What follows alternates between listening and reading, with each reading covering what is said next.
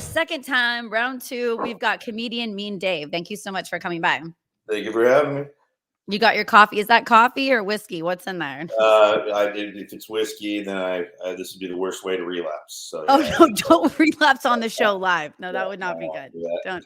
Okay, good. I have coffee, which you can do, and because I've been on a bender for I'm bad, and so I'm sobering up today because I've Coffee and been. a vape. That's all I got. So I won't try vaping because I have an addictive personality, and I know I'll love it, and I'll spend shit ton of money on it. I'm an addict. Recovery. It's the only vice that I've engaged in. It's not mind altering, but I have to be careful with it too because it's you do get with some of them you might get a head rush that reminds you of a bong hit. So I'm not really into that, but I don't mind the little nicotine buzz. So Yeah, I do love nicotine. I used to smoke and now I don't smoke, but I do when I'm drunk at a bar, I'll go bum a cigarette or one of those vape things. And they're strong though. it can be, yeah. This one, like I got a geek bar here that I try not to endorse it or anything, but it's got two settings. One's really strong, which I won't do. I tried it once and I'm like, yeah, that's too much. And in the middle one, even still is pretty strong. So, but I get more for my money from that one. And I just got another one. I was in Maryland this past weekend or just this few days ago or yesterday, really. Shit. But we went to a cafe that we thought was serving food, and it turns out they only serve food we couldn't figure out when, but they were a vape and marijuana store, and they had a great deal on a really good vape. I forget the brand, but I got that one while I was out there. Wait, this is so cool. They serve food and they sell vapes and marijuana? They claim to, and I'm pretty sure they do. But what was funny was we thought we were just looking for a place to kill some time before our flight. And when we saw this place, I'm like, oh, let's stop there because it said cafe and all that. And it's just a weed and vape store that I guess they serve food at some points, but there wasn't really a place to do that. And so we were confused, and then we started joking that, like, in Maryland, you go to different places for different services. Like, my favorite was my buddy Michael Beers, who's a very funny comedian. He like listed off stuff that, we were like, yeah, you go to the Taco Bell for Chinese food and some other shit, and then my favorite was he said, yeah, and then you go to the daycare for a happy ending. So pretty twisted.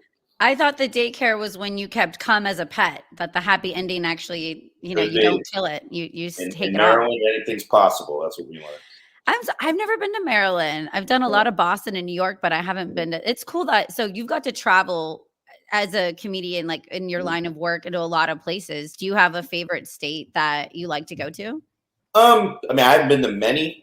We do a lot more traveling with the Comedians with Disabilities Act. That's a troupe that it was started by Michael O'Connell, who was a comedian in Sacramento. He started it like 14 years ago. And then Nina G, who was one of the people who was invited to be a part of the troupe, she's carried it on ever since Michael passed away. And so she's been kind of carrying the torch with this troupe. And the primary members of it are Nina G, myself, Steve Danner, who's one of the original members, a comedian out of the North Bay, and Michael Beers, who's a comedian from Montana, and then also Jade Darrow, who's a local comedian who's been getting quite popular. She's I forget her disability. It's a pretty apparent disability. Whoa, there's my alarm.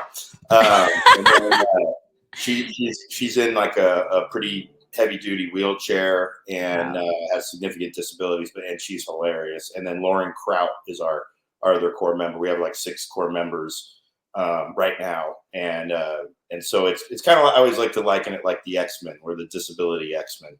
I saw the flyer for it, and I love a great cause on any kind of event that promotes awareness. Is your disability that your cock is so large it gets in the way of everything, or?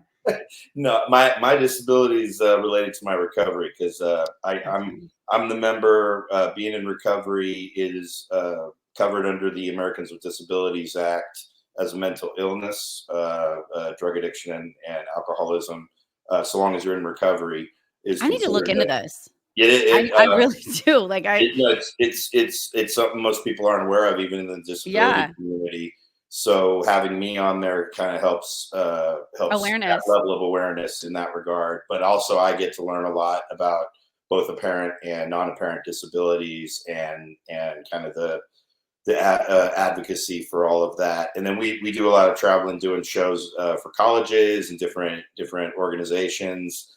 We do them online, we do them in person, and so that gives me a lot of the most of the traveling I've done. I've traveled for other stuff, but my favorite place I've performed at outside of the state so far, oddly enough, has been Montana. Um, Yeah, I love they Montana. Yeah, it's a great state, really cool people. We've done shows in different cities across Montana, and but the two places we've done the most shows has been Bozeman. They have a great comedy club called Last Best Comedy, and it's kind of a newer club, but it's independently run, and they do a great job. Thanks to our friend Garrison, I'm forgetting his last name, but Garrison's our guy over there. And then they got Sarah Aswell, who is in Missoula. She helps cultivate the scene out there, and we have done some shows in Missoula, Montana. So those are like the two main cities that we've done shows in. I've spent a lot of time in Missoula. My grandmother lived in Hamilton, Montana, so 45 minutes south. And I was just on a podcast, a guest 2 weeks ago, talking about how I used to drive to Montana from Sacramento and I don't like to stop.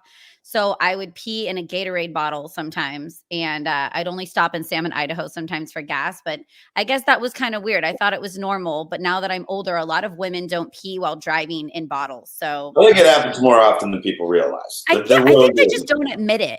They yeah, don't, exactly. I've kind of done it all. So, oh my God. So we got a lot has happened in the news lately. Like if Mhm. anyone's living under a rock, I mean, so many people have died that are really important. Our president, oh my God, former president got grazed by his ear. I'm sorry. That was badass. Just like the blood on him coming. I felt like it was like a war movie or something. I was Mhm. just like, is this real? I'm drunk, by the way. I'm Mhm. at the motorcycle championships, Moto America in Monterey, Laguna Seca racetrack. I'm Mhm. wasted. And my friends are blowing my phone up and I'm like, they're full of shit. You know what I mean? They're trying to get me. They know I'm wasted at a motorcycle race and they're not full of shit. And all I want to say is because, like I said, I'm not a political commentator, but no violence. I hate violence. I hate anybody joking about something that could have been really dangerous and shitty. So Mhm. just fucking insane though. Like that America sucks. I'm sorry. I mean, I try to love our country, but our Yeah. gun violence and our mental issues, man, like we're crazy. I think I mean, just for me, it's more the reporting of it, because we are a violent country in many respects compared to the rest of the world.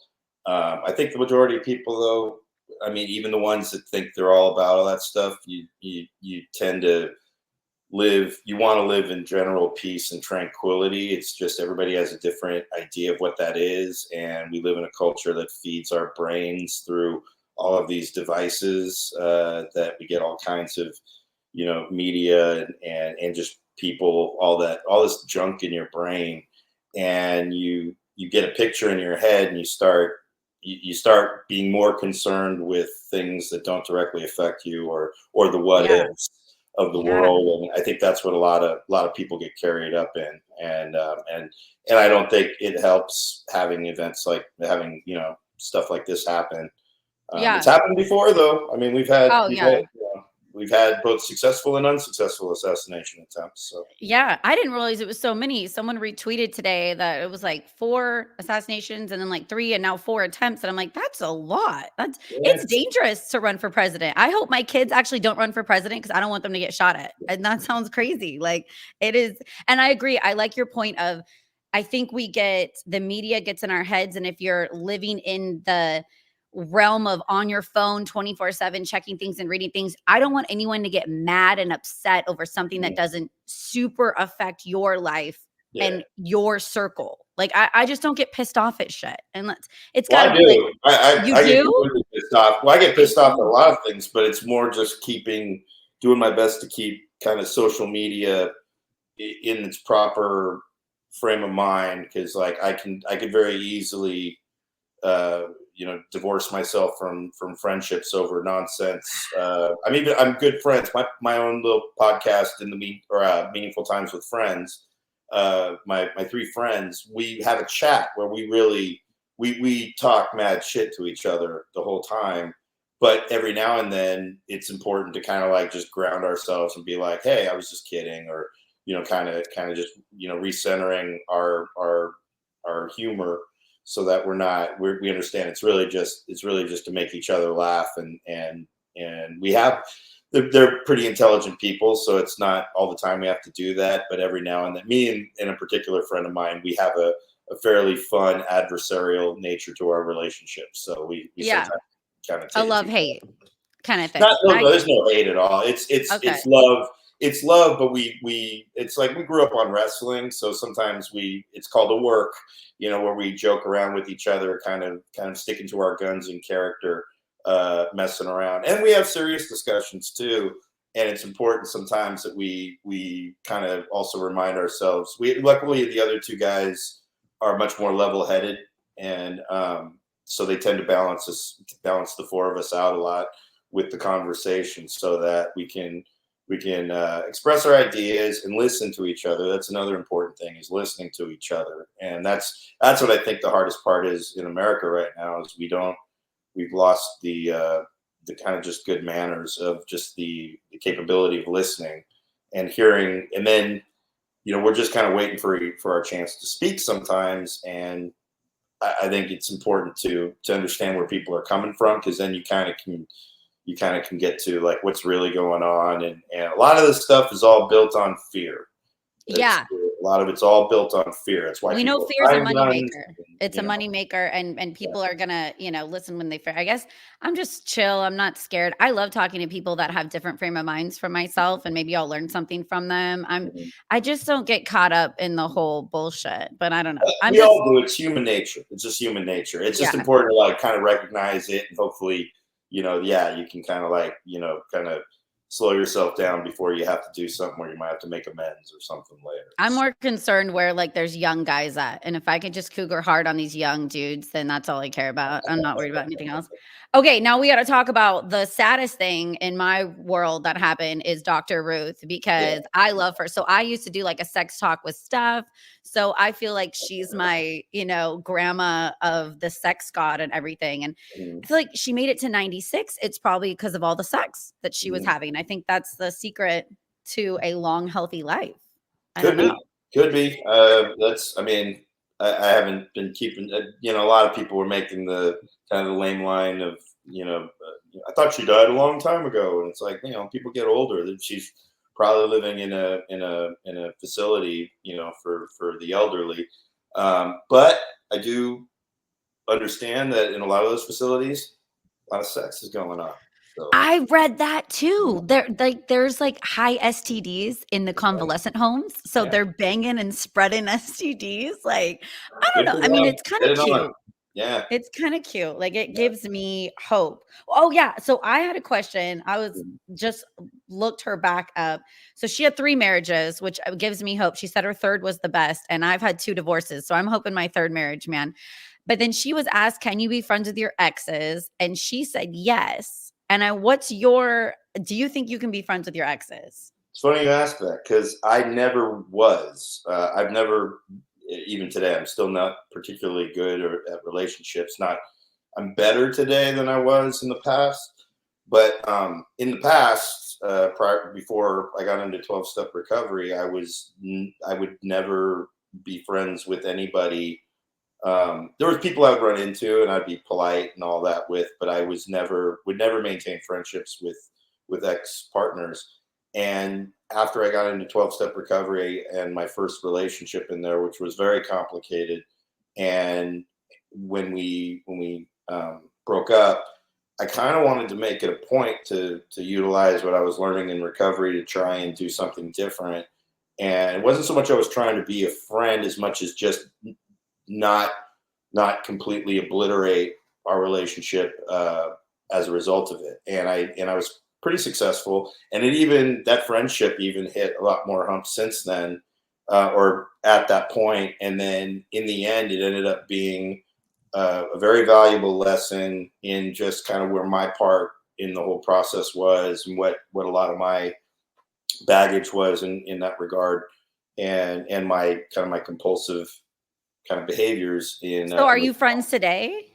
we are. Okay. That's the She was the first, and since then I'm only not friends with one person I had a relationship with after we stopped seeing each other, and I think it's more on her part, even though I I wasn't trying to not be friends with her. It was just it was kind of an uncomfortable situation that how she broke up the relationship, and it wasn't like so bad. It was just I'll put it this way: she was a single mom, and she has two kids that were teenagers. And I had dinner with them, and Oh, it was a funny dinner too because they were all roasting each other. I think they were doing it to like impress me or something. And yeah. I remember asking them like, "You guys treat each other this poorly when I'm not around?" And you know, so that was and that to me was kind of like we only had been dating. Banter. We only kind of like dated for 2 weeks at that point, which I thought was cool. I wasn't put off by it. I wasn't thinking I'm going to be their stepdad or anything like that. It was just um, she invited me, and I thought it was cool. Uh, Yeah. and then Memorial Day rolled around, and she lived up the street from my dad and my stepmom in Pleasanton, and and my dad said they were barbecuing. So I asked her, I said, hey, rather than going and buying dinner or you making dinner, we can just go up the street to my dad's and get some food over there. Yeah. And we went, and afterwards, the thing was, I think that she got it in her head that I was like that the relationship I was introducing her to my parents as like like the relationship. I think I would too though. Like meeting the parent, it's a big step. Well, the funny thing was my girlfriend after this pointed this out because she knew me way better on an instinctual level. She goes, yeah, she didn't know you at all. Like you weren't trying to introduce her to your parents. You were just trying to get free food. And I'm like, yes, that's exactly it. It had nothing to do with my dad, and my stepmom, and everything to do with getting some free I've goods. done this because my mom helps out, and so she will be like, "Do you wanna go out to dinner?" And I've been dating someone new and basically wanted to hook them up with free food too, so I have introduced someone to my mom earlier because she's a nice person that pays for things, so Mhm. I get what you're worried but now that I'm I older, I think I didn't think anything of it because I yeah? also had dinner with her kids, which I think is actually a more intimate. That doesn't happen to me for 6 to 8 months, a long time, a That's long, what I'm saying. long I'm time. a child. I'm a Yeah, child of divorce, and had to meet my parents' subsequent partners in the that's aftermath hard. of that. And That's I hard. mean, it was what it was. I was a But you child. I shouldn't don't get really. close though, like, too quick. I just think that should take a long time. Luckily, both of them, their next. I mean, I met a couple. I met my dad dated one other woman I remember meeting who was nice, but they fairly quick, not quickly, but they fairly like the next person that became like the third and fourth parent in my life came along pretty quickly after the divorce. So and it's weird as a kid, at least with my mom and my I guess my dad too.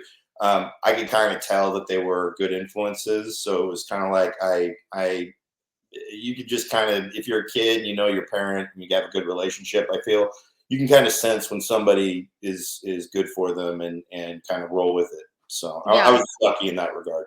So I cannot be friends with an ex, and I've Really, tried it. I mean, I co-parent really well, but that's Mhm. such a different to me. That's different. Yeah, That's different. And so, but doing it for the kids, you know. when Yeah. yeah, like I have to. And so if I have had sex with you, you've been inside me, you're no longer my friend. I mean, that's just it's happened. Now it could happen again. I'm supposed Yeah. to just be like, and then I left probably because it got toxic or crazy, or I don't know Mhm. why, but I don't want to be like high five, let's be friends. Maybe one day I'm not gonna rule it out, but I cannot do like I've tried it and it doesn't Mhm. work for me. Like we just It's end up it, banging again. it's well, the thing is, I like, don't know. what's funny is one of the relationships I had, which was probably the healthiest one, was with somebody that our chemistry wasn't strong in terms of physically intimacy. We were I just, can't stay. I try. I think well, that's better. it was funny because we ended up our relationship was just being like an old couple where Yeah. it felt like we'd been married for years and we're just comfortable having dinners and watching movies together. And but I knew that on some level this was like you need a level of kind of lustful fire within it You too. need a middle though. You need a middle You ground. do, Like, and we did, but we weren't even at the middle. We were just at like yeah, way I've too had those. comfortable. But I think a lot of that was the result of having so many. I don't like calling them toxic relationships. Just so many relationships that resulted in a lot of bad experiences. Yeah. That we were just comfortable being around each other with no pressure on each other for anything other than just good companionship. And then when we kind of settled into that, I like to say we were emotional support humans for one another. Totally. I That's had a really year what and it a was. half relationship Yeah, like that, and it was like yeah. COVID, and I more felt like a friendship where we could watch shows and talk Mhm, and read a book and talk about it and that's fun stuff, but mhm. I do need the fire. No You matter do. if the No, everybody, fighting you comes, do. I need the You fire. do. It was funny, but I think what helped in that case was developing. I think a lot of people are more afraid of mental intimacy than physical, because physical Oh, intimacy is just yeah. people using each other as Yep. opposed to getting to know somebody, learning about them, and having emotions involved. Because that's where all of this stuff gets tripped up when especially when like people are in polyamorous relationships or they're just I always can't do dating and that. not I knowing cannot if it's exclusive share. or not. That's when the emotions come into play, and then people's insecurities, their fears and power dynamics come into it, and that's when it gets really complicated. And most people, they're just like, never mind, I don't want no drama. And those are the same people that are the most dramatic. So Right, yeah, and I swear it's not sex, I think, like, sex, I can separate it, it's the cuddling and the talking for a long time in bed, like, mhm, trauma dumping, and then I trauma. don't know, Yeah. when you're just like, "Well, this shitty thing happened, and this," and then you're like, "Oh, I like you, let's I cuddle," think that but I think yeah, it depends on what you're bonding over. Because yeah. that's what I was learning is I don't I it doesn't help to bond over um, negative experiences. I feel like Yeah, a lot of, yeah. and that's just again, this was stuff that my recovery kind of helped out with, and that also it's like if you're looking for something in a mate, you probably want to be that yourself to attract it. Plus, Don't say that. it's what it is, and then I I mean, know, because 'cause like I'm that. attracting douchebags because I am one, and I'm, like, full circle I figuring this don't know out. you that well, Steph, so I am not going to comment on that. I will. So I'm like drinking heavily and I'm kind of an asshole and then I'll just drop off and I'm like, why am I dating douchebags? Because I am one right Yeah, now. I'm I mean, I'm still maturing. I'm in a it, cocoon. and you've been through some marriages, you have some stuff, and again, everybody has a different idea of what they think is fun until it's no longer fun, and Yeah. I think that's the difficult part of relationships is that they involve a wide range of emotions, experiences, and all of that. And it isn't easy in general to find somebody that you're in sync with on so many levels, Yeah. and then you continue to grow together. That's Yeah. that's that's the difficult part, I feel. Who knew Mean Dave was gonna give me this whole therapy session on relationships? That's Yeah. awesome. I've I been was I've been alone for a long time, so and I'm very comfortable alone. I That's the have other too, thing. and So that's so I've been I don't know if divorced for I 6 don't. years, and, like, I'm killing it for 6 years Yeah. and, dating, whatever, Mhm, or flying out and meeting a rock star, which is, like, not reality. Like, it's a mhm, weekend thing, and then it's like, "Wait, I think I want someone to actually hang out with, but mhm, I'm not behaving in that manner." So, we'll see. mhm. Okay, back to what I wanted to ask you Yeah. first was, do you prefer only girls or old school porn girls if you could pick? What's funny is as far as like preference. I don't. I'm notorious amongst the community of comedy and just anybody who follows my social media stuff. I kind of made it. It turned into like a running kind of a joke of mine. I'm notorious for following a lot of thirst traps on I saw, Instagram and Twitter. me too. So Everybody sees. Everybody I've sees. seen your name too. I don't care too. I'll fucking like it. Yeah. I'll fucking I like, click like on them all, and or the ones I like, yeah. really, and so it's one of those things. It was just one of those things that I always feel like this is just sort of my behavior that carried over from when I would go to strip clubs in my 20s and 30s, and I'm in my 40s now. I don't really go to those places. I don't really even want to. And so I feel like the laziest form of the strip club kind of thing is literally just being on social media and being like, oh, It's look at her. cheaper. And Yeah. yeah, so, and they're all for the majority. I mean, they're both sex workers. I think Yeah. OnlyFans it has just been an evolution of what the porn industry once was. Um, and as far, I just have favorite, work or models and entertainers. They're entertainers in many respects. Yeah. I have Yeah. favorites that span the whole thing. There's for instance, there's one who was a porn actress who I followed since before social media kind of blowing up. I mean, followed. I knew her work on the porn sites On the and DVDs. VHS tape. And then I follow her on Instagram, and I've seen her change in life, going from that work to then being a mom and all this other. So I follow her somewhat personally, and I relate to her as a human being. And then this past year, she had one of the worst tragedies that could ever happen to a parent. Her 21-year-old son was killed in a drunk driving accident, Oh and my and gosh.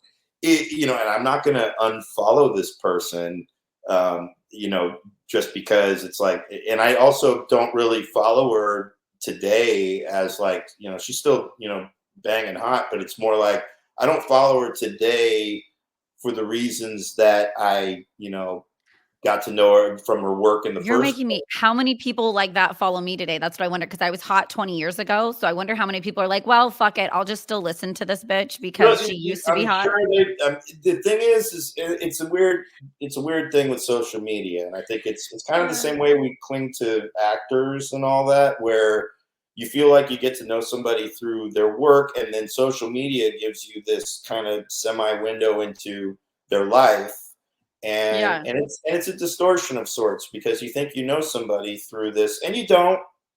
You really don't. It's the But highlights, but right? I You know? root Like, I root for my favorite people the same way I root for wrestlers, the same way I root for comedians or actors or anybody in entertainment, and I try to do my best to keep it respectful, and I'm not on there saying gross shit, but I'll comment a funny gif of like fire if something's hot or something. What's funny is I worked with a comedian, you probably know of him, Dan Soder, a very funny guy from the yeah. Bonfire podcast. And he left there, but he does his own podcast now. And he's a very funny guy, super cool comedian. And he followed me after we worked together. And then I didn't pay attention. I don't think he follows me anymore. Then I saw a bit of his online that was all about dudes who follow thirst traps on social media He and didn't their like that? likes and comments, and I'm like, either I inspired this bit or I just fit the profile, but I Yeah. definitely might be one of the people that he's talking about, that inspired the bit. It's a hilarious bit. I mean, it's a great bit of comedy and all that, and if I ran into him again, I'm sure he'd be totally cool. It just Oh, made me yeah. laugh. And Oh, yeah, and yeah. to inspire someone is great, and I've definitely seen a short that was like, "I love Instagram and how it calls out your friends," and it's like, this girl with her ass jumping up and down, Johnny liked it, and Yeah, 4,000 other people, and I'm like, yeah. "Yeah, it's cool," and I love too being like, "Yeah, I like it," like, Well, these what's girls are the hot. Pope got caught? The Pope got caught, No like in way. yeah, like a few years ago. Natalia Jerba, I forget her name. I follow her too, but it got No. blown up on Twitter and Instagram how the Pope liked one of her posts in a Catholic schoolgirl outfit. So that got a little awkward. So, That's hot that the Pope's sexual fantasy is like a hot chick in a Catholic scroll uniform. Man, it's, or it's, was someone on his it's, social media that it's an works age it for him. appropriate woman. Yeah, I mean it Yeah, was hey, it wasn't a little boy, so that's the yeah, biggest shock exactly. right And there. it's like worse things have happened, Yeah, and I can't blame him. I'm like, she's definitely hot, and she seems like a nice person. So but I don't know. yeah. Okay, something that I've always wanted to ask the comedian and I haven't is when you're about to go on stage, would you rather follow someone that just had like the hottest night of their life or somebody Mhm. that bombed? Um, I don't, it's weird. Probably somebody who's having a really good set, even though it's not, uh, I want to say I would, that's a good question because I don't really have a preference, kind of similar to the OnlyFans and the porn stars question. Yeah. It's not that I know that the challenge is better to maintain or even try to do better than somebody who had a really strong set. I'm not, but I've had to follow when I was starting, and then as I was getting better, that was always one of a challenge when I was new, following really good comics that were local. Um, some of the names of like our local killers at the time who are still doing well today. Sammy Obeid, he was one. And Kasim Bentley is a favorite in the Bay Area that was difficult to follow. Chris Riggins, who is also, these were local guys who were very strong early on and were favorites too, not just of the local comedians but of audiences. And when I was new, I was kind of hit and miss with my stand up. And um, but the best test of how well your progress is following those comics and seeing if you Oh, can okay. maintain it and not try to match. What I've learned is it's important to still be yourself, not Yeah. try to match what they're doing or compete. Even it's really just be yourself. Just put your best foot forward. And so the We can't challenge. compare ourselves to anyone because, like, Well, everybody why does. someone They're likes going you, to do it. They're going to do that anyway. people Every. no, That's people why I will don't do like. that to us. I don't like comedy competitions per se because it's exploitive of audiences coming to a show wanting to see a competition. In the end, when they're laughing, they all then go like, "Can't they all win?" It's like, no, you came to a competition, dumbass. But the fact is, all Yeah. comedy shows, how many times we've all had to deal with after the show, some audience member walking up to you or somebody else and being like, "You were my favorite tonight." And or you were the best tonight. Not just you were my favorite, but because you were my favorite implies that they identified that everybody was had their own kind of style, but you were their favorite, as opposed to someone coming up saying you were the best tonight. And that's it, it's like I don't get caught up in that. It's like I respect the compliment, but at the same time, my ego doesn't need that level of shit happening because a lot of people think that I'm so disdainful towards my fellow comics, and I am of behaviors, but I overall I have a respect for anybody who does this and does so and trying to be good at it. And even the people I think don't deserve respect, I still try to respect and all that kind of stuff. Because I used to have a lot of bad habits where I'd follow people who bombed, and of course I was good at trashing them for a few minutes or making a few jokes about it. But I don't like to indulge in that because it leaves people feeling, Yeah. but the comic itself feeling a little defensive or a lot. Um, I just don't get into that unless it's something that we all can laugh at, and I definitely do when it's justified. Oh, I'll get into it because my brain sometimes is already there, and I used to be better at it when I was a lot more of a. I would say I would kind of look for that kind of stuff on my own. But now it's just I think it's a combination of getting older and just living with my 12-step principles. I would rather just get laughs on my own than having to piggyback on whether anybody did good or bad before me. But I don't feel threatened by either. I will say I do have an easier time the following somebody who bombed, but it's not at their expense. That's, I mean, I might make a comment about it, but I'll try to do so in a way that's not leaving everybody like I'm picking on them or something. I do try to be encouraging of people if they're truly trying to learn. There are some people that are in comedy that are their attitude and their some of their perspective on it is quite distorted. But I was there once myself, so I can't even say I don't relate to that.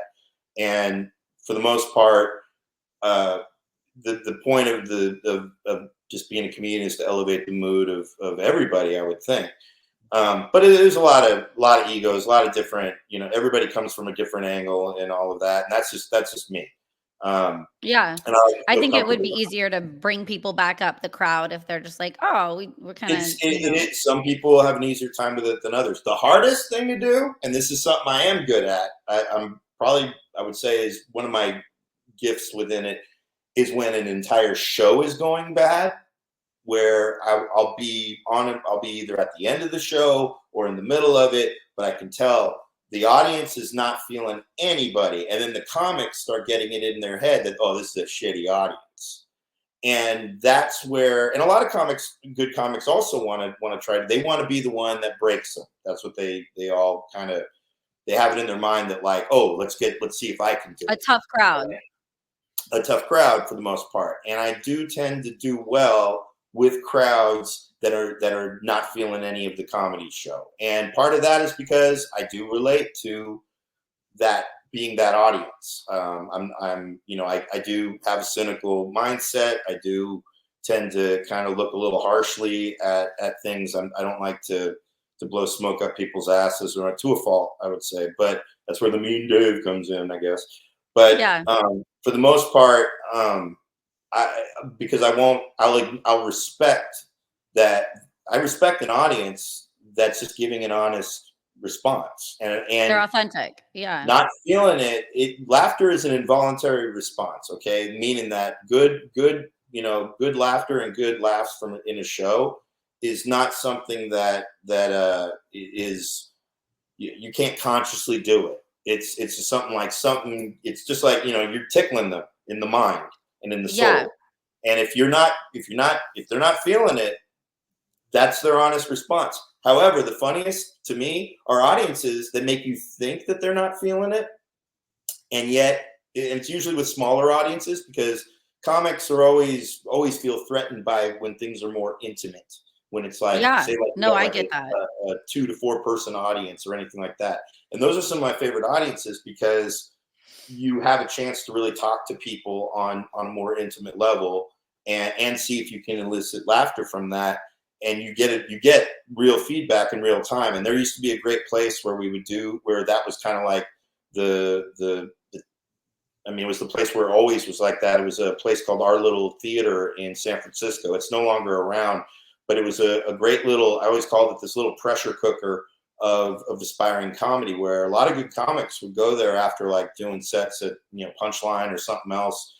And they would go there. It was run by this crazy African lady named Sia Ama, who would kind of like lure in tourists to pay money. They would pay money for to enter, And it's and like it's in new this. material or like testing things No, out it's not. kind of? It's any. Just as long as you're funny, that's all that mattered. The thing was, it was all like, the comics wouldn't be paid most of the time, because the whole setup was, it was a nonprofit show, where we were supposedly raising money to help women fight genital mutilation back in Africa. It was the craziest shit. And I'm like, we always be, so we would make jokes. We're saving clits, through doing this show. That is, And I know it, they use rocks. That shit's crazy. it is crazy. But we did. I watched. I had a lot of fun. Any comic that was around during the time of it, who's any good, did some sets there, did shows there, and got a lot out of it. There were a lot of good comics that would want to go hit that place, because of that level of, like, intimacy, in trying to see if your material can click on that smaller With a level. small group. Yeah, and I Hit that actually did a place. show. I did a show at a place called the Englander. It's also no longer there, but it was in San Leandro, and it was one night where it was a small crowd. Room was not that big, but it was a pretty sizable room, and the small crowd, you could feel it. There's a lot of empty seats, and the comics were just not hitting with any of the people there. And I got a guest set, and I did my set, and I actually did really well with that crowd. I was probably one of the few comics on the whole show that did well with it, from what I understand. And there was a guy who was a comic from the '80s. His name was David. I'm forgetting his last name, but he was like a working comic from the '80s, who David Moss, that's his name, and Okay. he ended up he was a very funny comic. I saw him perform there a number of times, and he came up to me, and he was never particularly friendly. The thing I always remember about him when I met before this night, whenever I would meet him and I would talk to him after his sets and compliment him, he was like, "Oh, thank you," and just and I he used was to take cool. that personally, but then You the older can, I get, I but realize that's just some people's in personality is comedy, yeah, standoffish. you can't. I was just letting him know my compliments, and he took them accordingly. And I think in his own mind was just not letting it go to his ego, like I like to do. And but he didn't seem particularly friendly, but not in like a rude way. And so after my set, this dude rolls up to me and he goes, "Hey, young man, you that was a great set. I'm buying you dinner tonight. Uh, just to let you know that Wow. lot of comics anybody can kill in a packed room, but a real comic can kill to a small amount of people, and you did that tonight. So and in That's that hard to room, do. oh yeah, I believe me, I enjoyed the hell out of that dinner. So it was cool. Damn, I bet. Like, I can't do it, like, I don't know, I've tried a couple sets in LA at the Comedy Store a long time ago, and I just hosted some events, and it Mhm. was really scary and really hard. I wanna stick to rock journalism, and I know what you were saying about comedians and comparing. A lot of people compare us to each other, like, Mhm. especially females, other female rock journalists. And I'm like, "You Totally. can't do that." Like, we're so unique, and we have our own what we're good at and what we kill it at, It's and just it's part of all of entertainment. You're always gonna. I mean, you have it's just like dealing with rejection, dealing with comparative, being compared. Being I mean, it's also I mean just being a woman in general more so than I think men. You're always compared physically and all of that. So but in comedy, I always feel like if you find some level of joy in the process of learning how to get better and then writing material, finding the process in your voice and all of that, you get into it, you get into the difficulties as well as the positives. So yeah. Well, dude, thanks so much, Mean Dave. I was gonna have you oh, stop by for 20 minutes, but I love that we could shoot this shit for over 43 oh minutes. yeah, totally. And so, thank you so much for stopping by Steph's Rock Show again, round Yeah, 2. thanks for having me back. And if you want to plug, we'll tag you if there's plug all your stuff or where we can find you and all that good stuff. You can just follow me on Instagram at mean_Dave. And I usually post and promote any shows I'm doing there. And I also have a YouTube channel with a regular YouTube podcast show called Meaningful Times with Friends. We put it out like every couple of weeks, and it's me and three of my oldest buddies. We bring up a couple topics and a song that we talk about each time, and it's we just have a good time getting older, trying to find some joy in watching this world burn.